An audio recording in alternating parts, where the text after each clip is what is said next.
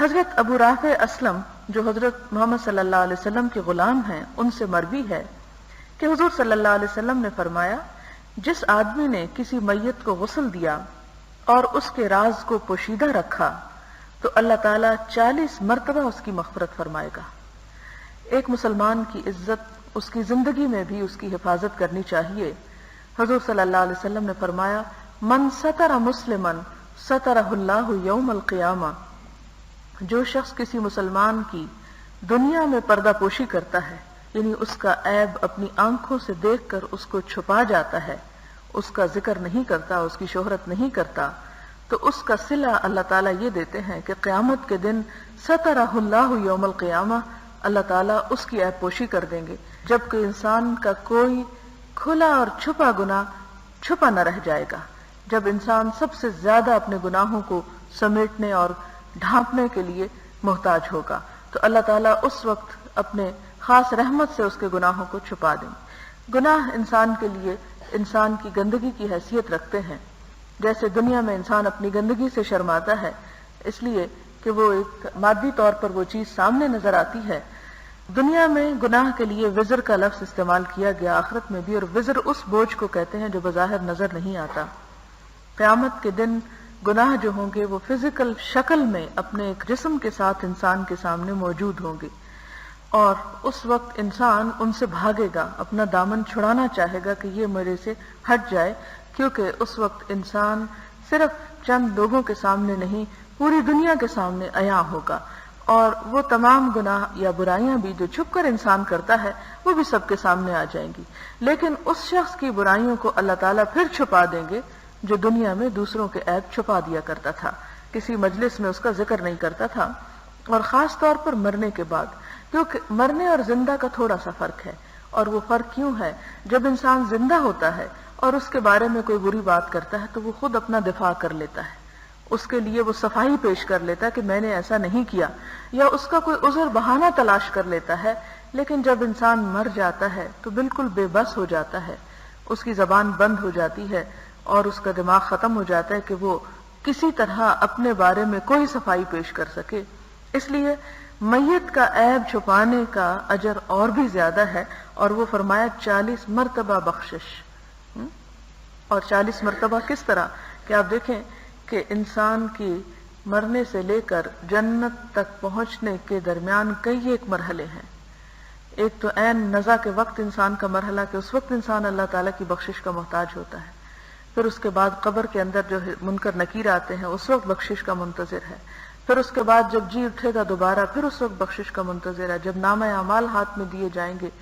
کیونکہ اس وقت انسان جب دیکھے گا کہ اس کے نامہ اعمال ٹھیک نہیں ہے تو فوراً ان کو چھپانے کی کوشش کرے گا کہ کسی کو پتہ نہ چلے۔ پھر اسی طرح جب وہ تولے جائیں گے پھر اس وقت، پھر اس کے بعد ایک ایک چیز کا حساب ہوگا، سب سے پہلے نمازوں کا حساب ہوگا، پھر کسی اور چیز کا، پھر اور چیز کا۔ تو فرمایا کہ 40 مرتبہ اس کو بخشا جائے گا، یعنی 40 ٹائمز، یعنی 40 مواقع ایسے ہوں گے کہ جہاں اس کو بخش دیا جائے، گویا اس کی وہ بخشش کرتے کرتے آخر میں اس کو ٹوٹلی معاف کر دیا جائے گا۔ سوال یہ پیدا ہوتا ہے کہ میت کا آخر کون سا عیب ایسا ہو سکتا ہے کہ جو انسان دوسروں کے سامنے بیان نہ کرے؟ اس میں آپ دیکھیں کہ جب انسان مرتا ہے تو مرنے کی تکلیف کے وقت انسان کے جسم سے کچھ ایسی چیزیں نکل سکتی ہیں کہ جو قابل نفرت ہو سکتی ہیں، جسے دوسروں کے سامنے بیان کرنا کسی کی شرم اور کسی کے حیا کو کھولنے کے برابر ہے، اس کا ذکر نہیں کرنا چاہیے، کیونکہ خوف کے ساتھ انسان کی کیفیات کچھ ایسی ہو سکتی ہیں۔ پھر اسی طرح یہ ہے کہ جیسا کہ آپ قرآن پاک میں آیات پڑھ چکے ہیں کہ جن میں یہ ذکر آتا ہے کہ کچھ ایسے لوگ ہوں گے کہ جن کو موت کے وقت جب فرشتے آتے ہیں تو ان کے چہروں پہ اور ان کی پیٹھوں پہ مارتے ہیں، اور یضربون وجوہہم وادبارہم کا لفظ آتا ہے، تو ضرب کہتے ہیں مارنے کو۔ تو ظاہر ہے کہ جب مارا جاتا ہے تو بعض اوقات نشان بھی رہ جاتے ہیں، اور اس کا ذکر جو ہے وہ نہیں کرنا چاہیے، کیونکہ اس طرح کسی کے گناہ کو کھولنا اور کسی کی حالت کو بیان کرنا جو ہے وہ باعث عیب ہے۔ یا اسی طرح کوئی اور خوفناک چیز جو ہے وہ میت سے سامنے آ سکتی ہے۔ بعض اوقات آپ نے پڑھا ہوگا یا سنا ہوگا کہ قبر کھودتے ہوئے کوئی ایسی چیز سامنے آ جاتی ہے، اور ہمارے ہاں تو مشکل یہ کہ اخباروں میں چرچے ہونے لگتے ہیں پھر، تو یہ تمام چیزیں جو ہے اسلامی اخلاق کے منافی ہیں۔ اسی لیے آپ صلی اللہ علیہ وسلم نے فرمایا کہ جب جنازہ تیار ہو جائے تو فوراً دفن کرنے والی بات کرو، اگر وہ نیک ہے تو تم اسے اس کے اجر سے کیوں روک رہے ہو، اسے اپنی جگہ پہنچنے دو تاکہ وہ دنیا کے غموں سے نجات پا کر وہاں اپنی جزا پا سکے، اور اگر وہ برا ہے تو اسے اس کے انجام تک پہنچنے دو، تم اس کو اپنے کندھوں کا بوجھ مت بنا کے رکھو۔ تو اس صورت میں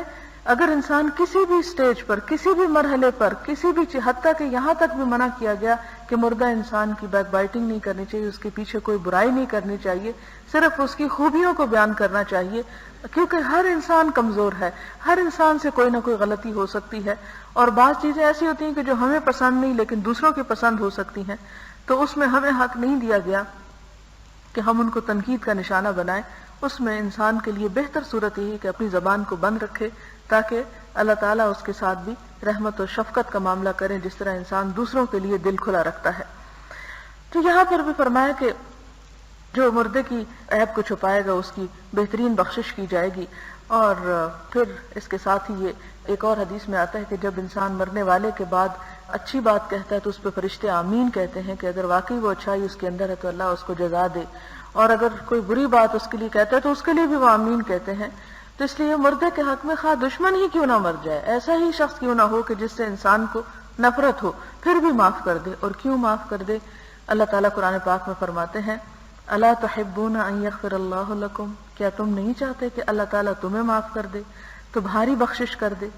اور اس چیز کے لیے ہر شخص چاہتا ہے کہ اس کی بخشش ہو، لہٰذا اسی کی بخشش ہو سکتی ہے جو دوسروں کو بخش دینے پر تیار ہو۔ اور پھر ایک بزرگ کا واقعہ یہ ملتا ہے کہ جب وہ دعا مانگنے لگتے تھے تو وہ جیسے کہتے ہیں نا کہ صدقہ خیرات جو ہے وہ اللہ تعالیٰ کے غضب کو ٹھنڈا کرتا ہے اور انسان کی دعائیں جو ہیں وہ قبول ہوتی ہیں اس کے بعد، تو جب وہ دعا مانگنے لگتے تو وہ مالی صدقہ کے ساتھ یہ کہا کرتے تھے کہ تصدقت بعرضی، یا اللہ میں اپنی عزت کا صدقہ دیتا ہوں، کہ میری عزت پہ اگر کسی نے کوئی انگلی اٹھائی ہے یا مجھے کوئی نقصان پہنچایا ہے یا مجھے کوئی تکلیف پہنچائی ہے، میں اس سب کو معاف کر دیتا ہوں، تو مجھے معاف کر دے اور میری اس مشکل کو آسان کر دے۔ اللہ تعالیٰ کے بندوں کا یہ اخلاق ہونا چاہیے، نہ کہ چھوٹی چھوٹی بات کو انسان لے کر دوسروں کے عیب کھولنا شروع کر دے۔